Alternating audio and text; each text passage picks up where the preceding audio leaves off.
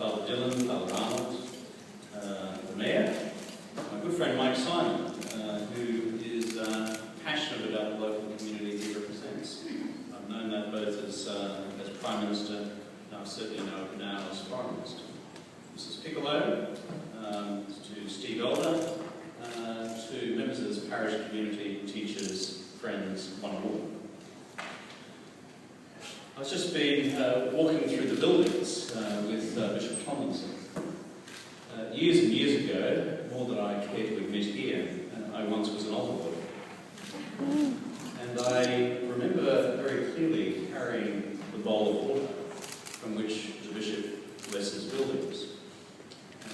And as the bishop was blessing buildings at the school I attended in Brisbane, I remember emerging as an altar boy completely drenched. But what I particularly liked about Bishop Tomlinson's tour of the buildings just then is as he passed my staff, he administered a double blessing to them. If you know my staff, they need that. Because they work for me. Boys and girls, this is all about you. This building is here for one purpose, so that you have a better time at school. What sort of things have you been doing in this hall since it's been built? Can someone put up their hand? Yeah, they did. We've been having our assemblies. Having your assemblies inside, that's terrific.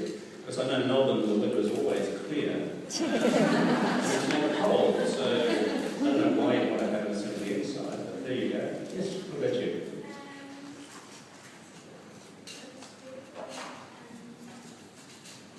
Okay, you think about it and I'll come back to you. What else have you been doing here? Little girl up the front here. We've been doing sport for training.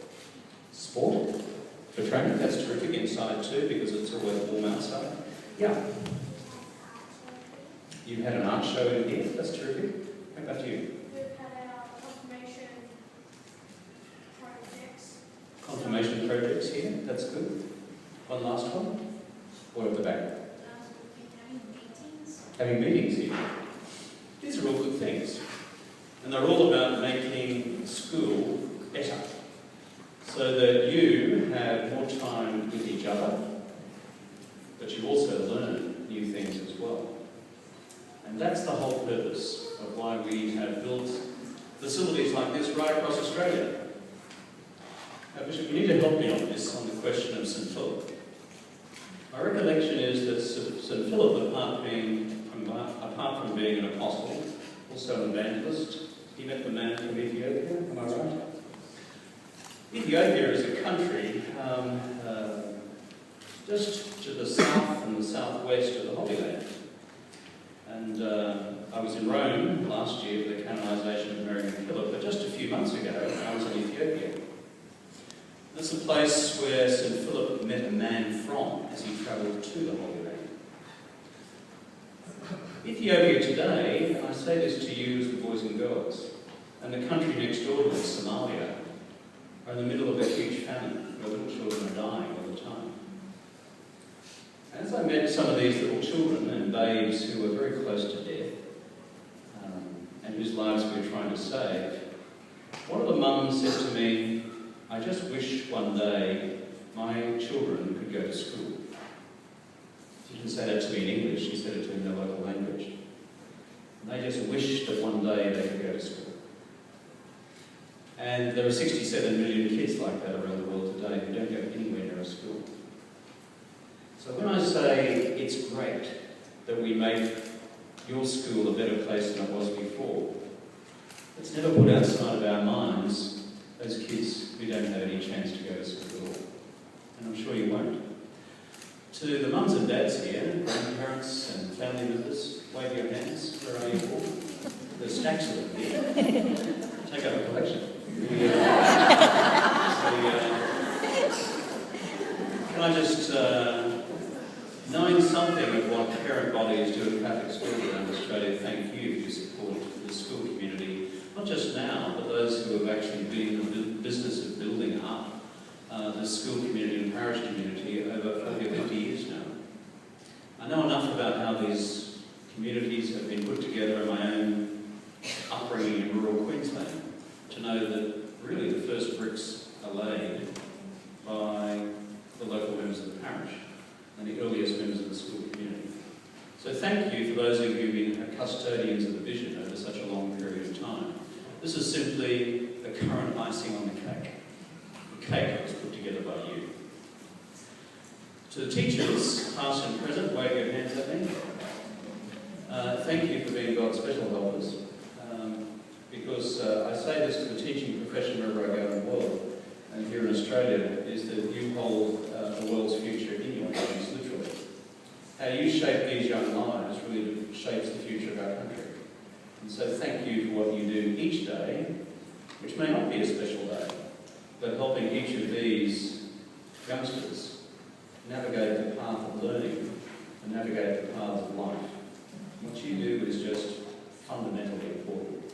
Much more important than what folks like us do as politicians. And I mean that. It's not just a throwaway line. You shape people's lives, young lives. To our friends from Catholic Education, are there others apart from your good self, Steve? Thank you for being such good partners with us here and around the country. And I anticipate already my response to Father Dillon when he asked for more money. Father, here's a question for you. In the Building Education Revolution program nationwide, how much of that money has gone to Catholic schools? Lots. About $3.5 billion around the nation. And I'm very proud of the fact that that's the case. I spoke with Cardinal Pell recently, who was just reflecting on the enormous capital works program in New South Wales, more than $500 million in the state of New South Wales, and a large number here as well. Right across the nation, there are about 7,500 primary schools. Government, non-government, Catholic, independent. Each one of those has had the opportunity to build something which they needed. A multi-purpose hall, a state-of-the-art library, a new language centre, a new science centre, and this is a good thing. And we are proud to be strong partners with Catholic Ed right across the country. Which brings me to my last point, about how all this came about in the first place, and I thank Steve for his kind remarks before. Every now and then something really bad happens in the world. You may have heard this term before, boys and girls, the global financial crisis. If you catch a little bit on top, about it a lot. Unfortunately, they may talk about it again. But what happened was, everything went wrong in the world economy. What does that mean? People were losing their jobs everywhere. All over the world. Millions and millions of mums and dads losing their jobs. And what happens when a job is lost? There's not enough money to pay for books. There's not enough money to pay often for food. Sometimes not enough money to pay for the rent. This is a really bad thing. So what we did 3 years ago this month is sit down and work out as an Australian government how we would try and make it different. How we could keep the mums and dads in jobs and then do something really special for the future at the same time. And this was the idea that we came up with. Largely reflective of the communities I grew up with in my own community, where none of the local schools, and certainly none of the parish schools, had a decent school hall, or an up-to-date library, or anything like that. And so we decided to build across our schools all these new facilities, but at the same time create jobs for all the mums and dads in the local area as well. In the building of this hall and in the refurbishment of the classrooms, I would guess you would have several tens, and probably more than 100 tradesmen all together working on this centre over time. Across the nation, there were hundreds of thousands of people working. And had we not done that, there would have been 500,000 more Australian mums and dads out of work. That's the difference. But that's just part of it. The other part is what is called the legacy, the thing that is left behind. It's just a building, but as Bishop Tomlin said before, and Father Dillon as well, buildings can be pretty special if they make things better, if they enable you to meet as a school community of kids, if they enable you to come together for your confirmation classes, if they enable you to come together to do sport together, if they enable you to come together and hang your artworks in one place and do other things as a school community. And that's part of what we've been able to build too. So it's building the future as well as saving the jobs of the present. That's what all this has been about. So with those few remarks, thank you so much for your hospitality this morning. I thank Mike for being such a strong advocate of the needs of this community. I've been at the opening of very few of these buildings around the country, even though it was ultimately my decision to do this around the country then as Prime Minister. The first one I came to was here as well. From memory, the parish of St. John the Evangelist, St. Luke the Evangelist, which I don't know how far that is from here. And I remember the parish priest, I'm sure you know him, a member of an Irish accent. Anyway, his opening remarks were, and pardon me for trying to imitate an Irish accent, he said, you know, mums and dads, we've been a little bit down at heel of late. We haven't had a new building for 40 years. And it was a delight to see what we could do with St. Luke the Evangelist Parish School as well, as they created a marvellous new 21st century library and meeting place for the kids. So the story is written in every parish school right across Australia, every state school right across Australia, every independent school right across Australia. And it's all about making Australia a better place.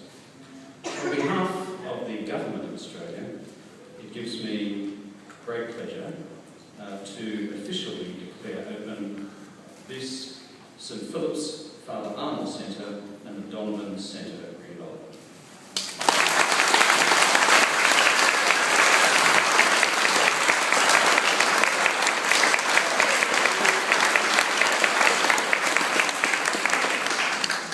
Thank you, Minister Rudd. I would now like to invite Mr.